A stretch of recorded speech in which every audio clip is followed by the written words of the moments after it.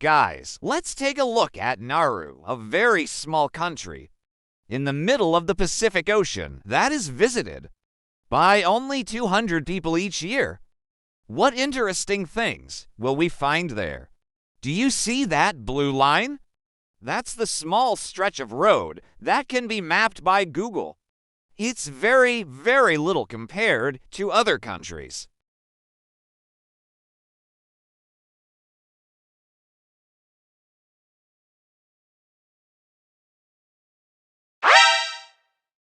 What are they hiding here that it's blurred on Google Maps?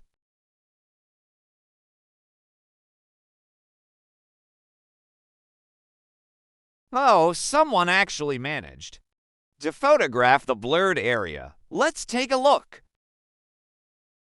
What is this? What kind of place is it? What's its purpose?